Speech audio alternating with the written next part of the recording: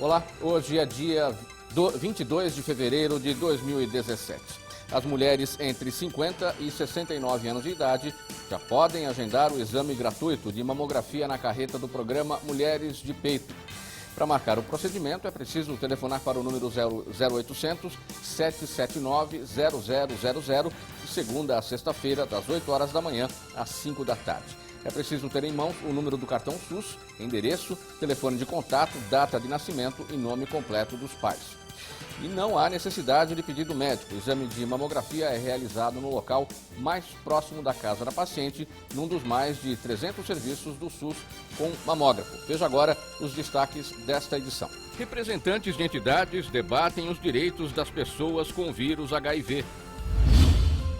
Exposição de fotografia na Assembleia Legislativa valoriza uma das maiores riquezas do país, o café.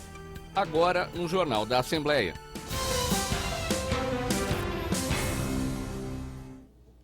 O secretário da Saúde, Davi Wippe, falou aqui na Assembleia Legislativa sobre a demissão do diretor do Instituto Butantan e também do presidente da Fundação. A terceira reunião ordinária da Comissão de Saúde, realizada no plenário Tiradentes, foi inteiramente dedicada à exposição do secretário da Saúde, Davi Wippe, conforme determina a Constituição. Por conta da crise, 1 milhão de paulistas migraram dos planos de saúde para o SUS. E isso teve impacto sobre os serviços de saúde, que absorvem 15 bilhões de reais do orçamento estadual, disse o secretário. Mas o assunto do dia foi a demissão do diretor do Instituto Butantan, que também acumulava a direção da Fundação Butantan, o que o secretário classificou de absolutamente inadequado. Eu acho que tanto o Butantan tem que ter um diretor, como a Fundação tem que ter um presidente com mandatos independentes e, além de independentes, que tenham autonomia. E é claro que a Fundação é a fundação de apoio ao Instituto. Então, a despeito da independência, tem que haver uma parceria muito grande entre uma instituição e outra. Então, o motivo foi que houve esse conflito. O professor André Franco Montoro se demitiu. Aconteceu tudo o que aconteceu. O professor Calil resiste muito à ideia de nós termos uma direção do Butantan e uma presidência de fundação com pessoas diferentes. Na oportunidade, o secretário também respondeu à população de Cubatão, que há meses viu o hospital da cidade fechar as portas. Davi Wippe espera um desfecho em breve. Ele também respondeu a todos os questionamentos dos deputados. Levantar o prédio é fácil. O governo federal dá dinheiro para a construção praticamente à vontade, mas chega na hora do custeio operacional, os prefeitos não têm condições realmente de manter os convênios, né? É o que aconteceu com as UPAs, por exemplo, tem prédios muito bonitos, mas em Itapeva a dificuldade é muito grande para manter o custeio, é muito grande, então praticamente quase que inviabiliza ser mantido pela prefeitura. Então acho que a construção não é o problema sério, o problema sério realmente é o custeio. O secretário assumiu um compromisso conosco de incentivar e participar das audiências públicas definidas agora para o dia 11 de abril em relação à SUSEM e no dia 18 de abril comemorativa da Lei Orgânica da Saúde, que é fundamental dentro do Sistema Único de Saúde. E ao mesmo tempo ficou de nos encaminhar um relatório sobre o Consaúde e as mudanças que estão previstas na região do Vale do Ribeira.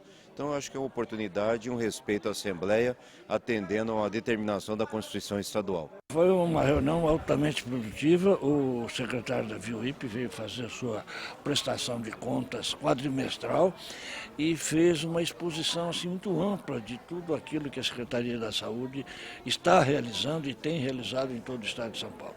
Uma obra muito grande, muitos hospitais sendo construídos, muitos projetos, muitos programas em ação.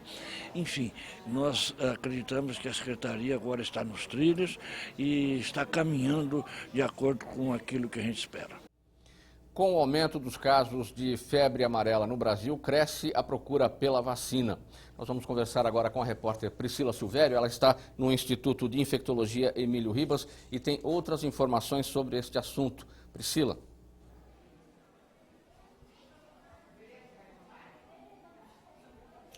Oi, Mauro. Bom, diferente do que os outros dias, essa é a situação atual aqui de espera para receber a vacina da febre amarela. Vazio. É porque essa vacina precisa ser tomada 10 dias antes, no mínimo, de uma viagem. Como o carnaval já é no finalzinho dessa semana, muita gente já se imunizou. Por isso que está tranquilo por aqui. A gente vai falar agora com o doutor Halcion Teixeira, que é infectologista e superintendente do pronto-socorro Emílio Ribas. Por que essa doença é tão perigosa e é necessária, então, a imunização? Porque é um vírus que pode causar uma doença grave e muitas vezes letal. Então é importante que as pessoas que vão para alguma área de risco que possa haver transmissão de febre amarela, façam a proteção, e a proteção existe através da vacina, que é altamente eficaz. Quem precisa tomar essa vacina? Todas as pessoas que moram em área de risco, dos 9 meses até os 60 anos, necessitam tomar a vacina. Quem está vivenciando o surto pode começar a ser vacinado a partir dos 6 meses, e acima dos 60 anos um médico deve avaliar se pode ou não tomar a vacina, mas em muitos casos é possível sim também a vacinação. Quem não deve tomar? Pessoas com imunidade baixa, visto que é uma vacina que tem um vírus vivo, mas que está ali meio fraco, então ele pode causar a doença pela vacina. Então, quem tem imunidade baixa, faz quimioterapia, quem está grávida ou dando de amamentar, não deve tomar a vacina e deve aguardar. Há algum efeito colateral? Sim, como é a vacina de vírus vivo, é atenuado, ela pode causar desde reações mais simples, como febre, até a doença febre amarela pela vacina. Por isso que é importante avaliar o risco e realmente se a pessoa vai entrar em alguma área de transmissão de febre amarela. São 2 doses. Isso, o Brasil adota o esquema de 2 doses, crianças a partir dos 9 meses de vida com reforço entre 4 e 5 anos, e adultos que tiveram uma dose faz um reforço depois de 10 anos. Com isso, a pessoa está imunizada para o resto da vida. Muito obrigada, doutor. Bom, como você viu já na reportagem de hoje do Jorge Machado, o secretário de Saúde, o doutor Davi Wippe, participou da reunião de ontem da Comissão de Saúde. E ele falou que essa vacina ela é segura e ela é precisa. Também falou que o potencial de paulistas a serem vacinados chega a 10 milhões e meio, distribuídos nos 455 municípios. Ele também atualizou os casos de mortes por conta da febre amarela. Até agora, em 2017, 8 casos. 3 de pessoas que moram aqui no estado e não foram viajar, foram nas cidades de Américo Brasiliense, Batatais e Santa Cruz do Rio Pardo. E outras 5 pessoas viajaram para áreas de risco. 2 casos ainda estão sendo analisados, há suspeita, sim, de que tenham morrido por conta da febre amarela. Nesse momento, então, você acompanha um pouquinho da entrevista que o doutor Davi Wippe, secretário de Saúde, concedeu ao jornalista Jorge Machado. Em toda a região noroeste do estado, nós temos um índice de vacinação superior a 70%. Então, essa população já está. O que eu falei é população que necessita estar vacinada. Uma boa parte já foi e a outra nós estamos vacinando. Agora aqui no Jornal da Assembleia vamos falar sobre a previsão do tempo para amanhã, quinta-feira.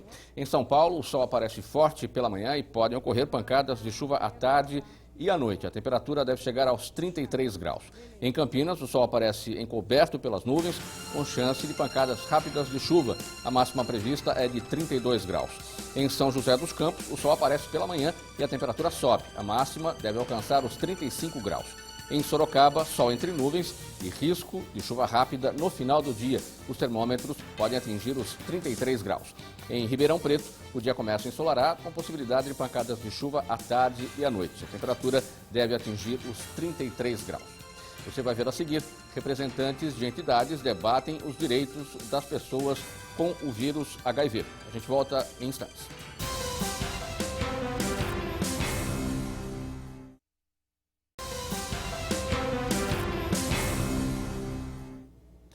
Conselho de Ética e Decoro Parlamentar encerra os trabalhos do período na Assembleia Legislativa.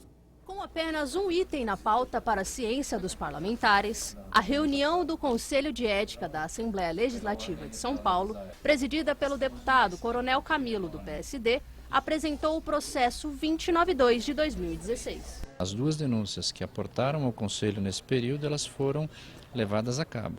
A do presidente, entendeu-se que já teve uma CPI e já tem apuração do Ministério Público, não era o caso de abrir aqui, mesmo porque não chegou nada especificamente que atingisse o próprio deputado. E aqui no caso do João Paulo Rilo, os demais entenderam que não era o caso de avaliar o decoro, né, do que aconteceu aqui, que foi a minha proposta. Então os dois casos eles se encerraram. O Conselho então não tem nada assim, ele só funciona se houver uma denúncia. As que chegaram já foram resolvidas. Então já está arquivado, as sessões acabam e o Conselho fica na expectativa, né? A qualquer momento, se alguém tiver uma denúncia a fazer e esse alguém tem que ser um parlamentar, diferente da ouvidoria e da corregedoria, que todo cidadão do Estado de São Paulo pode fazer uma denúncia, no Conselho de Ética as denúncias só podem ser feitas por um deputado, por um parlamentar. Então se aportar alguma denúncia, a gente se reúne de novo e faz. Por enquanto, está encerrado, né, o nosso trabalho aqui, não tem mais denúncia, então o Conselho fica, vamos dizer assim, à espera. Se vê alguma coisa, a gente faz sessão de novo. Se não, tomara que não apareça, né, que não tenhamos nenhum problema aqui com os nossos deputados, mas se vier, nós estamos à disposição para apurar. Representantes de entidades se reuniram aqui no Parlamento Paulista para debater os direitos das pessoas com o vírus HIV. O Brasil registra 44 mil novos casos de AIDS por ano. São pessoas que, mesmo infectadas ou doentes, poderiam trabalhar, mas por falta de leis que garantam direitos, não estão. Moisés sabe bem o que é isso. Quando descobriu que estava infectado pelo HIV, foi obrigado a se aposentar. Basicamente porque após a detecção do HIV, né, em 1999, que foi meu diagnóstico, dando conhecimento disso à corporação, porque foi uma coisa que eu fiz imediatamente, eu obtive apoio, mas eu estava no momento de curso, iniciando o curso de oficial da Polícia Militar, e aí eu fui encaminhado para uma junta médica superior de saúde e através de uma lei que existe lá dos servidores públicos, houve esse afastamento compulsório do posto de serviço, porque, né, a razão era justamente ser portador do vírus HIV, assim como seria em hepatites, câncer e outras doenças. Hoje no mundo existem mais de 36 milhões de pessoas infectadas pelo vírus da AIDS. Dessas, 30 milhões em idade laboral. No Brasil, 42% dos infectados afirmam que tem algum tipo de perda no trabalho. Força Sindical, União Geral dos Trabalhadores, Nova Central, além de confederações e federações de trabalhadores, estiveram presentes na audiência pública na Assembleia Legislativa de São Paulo. Nós queremos adotar a Convenção da Recomendação 200 da Organização Internacional do Trabalho, com o objetivo de romper o preconceito, trabalhar a prevenção, a não discriminação e começar um trabalho com pessoas conscientizadas, qualificadas nos ambientes de trabalho, setor de indústria, setor de transporte, setor rural e o setor de comércio. Tem a pessoa que vive com HIV/AIDS e tem a pessoa que ela só tem o HIV, mas ela não está doente.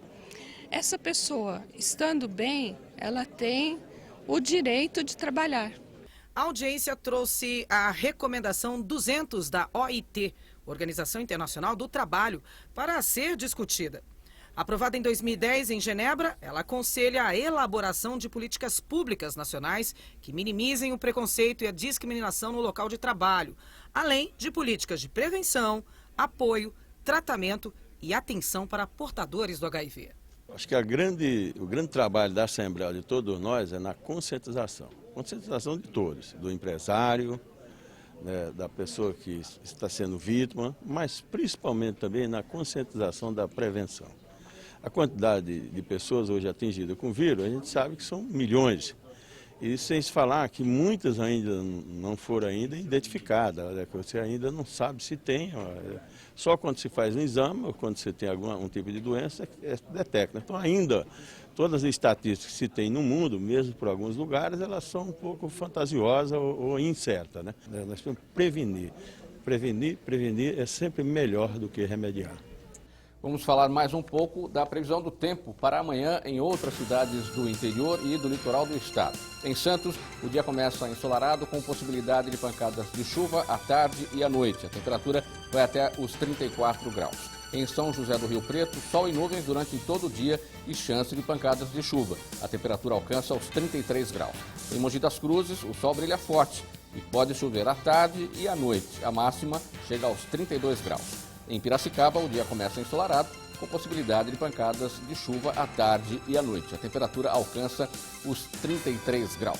Você vai ver no próximo bloco. Projeto de lei quer proibir em São Paulo a fabricação e também a comercialização da gordura trans. A gente volta já já.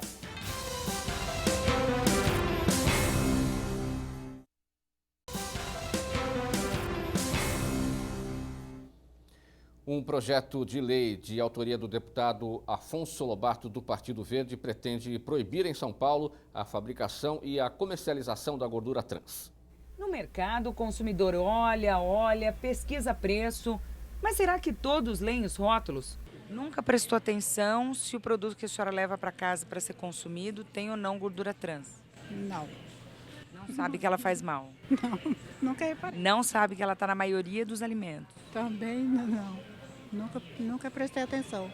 E é justamente nestas letrinhas miúdas que estão as informações nutricionais, ingredientes, validade. Aqui vem esclarecido se o produto tem ou não a gordura trans ou hidrogenada. Eu evito, eu olho no rótulo, o que tiver menos trans eu compro. A gordura trans foi criada na década de 50 para dar mais durabilidade e palatabilidade aos alimentos. Ela é feita a partir da introdução de átomos de hidrogênio às moléculas de óleos vegetais. Assim, o líquido fica semissólido e isso influencia também na textura do produto. O problema é que, segundo especialistas, esta gordura que consumimos não traz bem algum para a saúde, muito pelo contrário. Quem explica melhor é a nutricionista do INCOR, o Instituto do Coração de São Paulo, Graziela Roque. A gordura trans faz muito mal, ela aumenta o colesterol total e aumenta o LDL, que é o colesterol ruim, que a gente chama. Mas fora isso, o pior malefício dela é que ela diminui o HDL, que é o colesterol bom. Isso é o malefício que é crucial da gordura trans. Benefício nenhum? Nenhum, zero. Não tem. Para a saúde, nenhum. Um projeto de lei de autoria do deputado estadual Afonso Lobato, do Partido Verde, prevê o fim da fabricação e comercialização da gordura hidrogenada ou trans e o consumo dela em produtos alimentícios. A medida proposta é para todo o estado de São Paulo. Pelos corredores dos supermercados, a ideia já foi aprovada. Ótimo, muito bom. Para a população, para quem estão crescendo, para as crianças que estão crescendo. Qualquer informação útil é sempre bem-vinda, né? Acho ótimo que estejam fazendo isso. Projeto de lei autoriza o governo do estado a criar um comitê técnico para o acompanhamento dos recursos hídricos. A matéria passou na Comissão de Finanças, Orçamento e Planejamento e foi apresentada pelo deputado Orlando Bolsoni, do PSB. Foi uma proposta que fiz antes mesmo da crise hídrica. O governo do estado, após, criou através de decreto. Eu estou dando uma formatação através de lei para que se possa acompanhar permanentemente, inclusive de forma preventiva, a questão dos recursos hídricos no estado de São Paulo. O parlamentar defende mudanças na lei de normas relativas à declaração de utilidade pública estadual. Esta proposta também passou na comissão. Segundo o projeto que eu apresentei, que foi aprovado, agora fica pronto para ir a plenário, é a respeito de que a Assembleia Legislativa possa emitir uma certidão quando é aprovada e sancionada pelo governador, leis que considerem de utilidade pública entidades diversas de interesse público. Isso vai facilitar com que essas empresas vençam processos burocráticos e tenham acesso imediatamente a convênios com o Estado, com a União e mesmo com o município. A reunião contou com a presença dos deputados Vaz de Lima e João Caramês, do PSDB, Bete Saão e Teonílio Barba, do PT, Paulo Correia Júnior, do PEN, Coronel Camilo, do PSD e Orlando Bolsoni, do PSB. Os deputados ainda aprovaram um projeto de lei definindo que o Tribunal de Contas do Estado pode propor termo de ajustamento de gestão aos poderes e órgãos sob sua jurisdição. Lembrando que o Tribunal de Contas é um órgão auxiliar da Assembleia, portanto a Assembleia pode regular o funcionamento. O que o deputado está propondo é ajustar aquilo que já existe dentro do próprio Ministério Público. Em alguns casos que estão especificados aqui no projeto, excetuando casos que porventura venha a ter suspeita de alguma irregularidade, malversação de recurso público ou improbidade administrativa, nesses casos não valeria. E para não ficar prejudicando o agente público, no caso o prefeito, ou um secretário, ou alguém que seja o ordenador de despesa, você poderia fazer um termo de ajustamento de conduta, a dizer, olha, isso daqui nós estamos achando que não está muito certo, mas não queremos deixar você 15, 20 anos enroscado com isso. Faz o termo de ajustamento e resolve o problema. O Parlamento Paulista abre as portas para uma exposição de fotografia que valoriza uma das maiores riquezas do país, o café. Ouro Verde, o café que alavancou o progresso do estado de São Paulo até a metade do século passado, é o protagonista, sob as lentes do fotógrafo Wilson Palaro Júnior. Trazer para cá é coroar o trabalho, porque eu acho que nada mais paulista do que o café. A vida simples do interior, retratada em preto e branco, outra predileção do artista. Mãos calejadas, ferramentas rudimentares.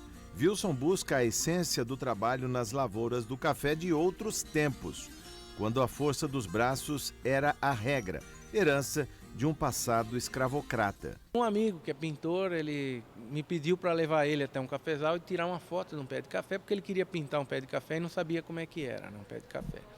E no fazer a foto, eu acabei cruzando ali com o pessoal da lavoura de café. E resolvi que seria legal fazer umas fotos, resolvi aparecer no outro dia de manhãzinha e fui para lá de madrugada e fizemos uma sessão de fotos. Daí me surgiu a ideia de transformar isso num projeto sobre café, sobre cultura, trabalho manual de café. E eu acabei descobrindo que o Museu do Café em Santos não tinha nada relacionado a trabalho manual. Wilson, que é nascido em Itapuí, região de Bauru, já foi premiado internacionalmente. Suas fotografias retratam paisagens do interior paulista e sul de Minas, onde o café ainda reina, mas agora com um diferencial: a qualidade dos grãos, a seleção de variedades da bebida mais consumida no Brasil, depois da água, é claro. Esses resgates eles precisam ser feitos e ser levados a público para a gente poder preservar o que é a nossa história. Para mim, café e São Paulo estão sempre de mão dada.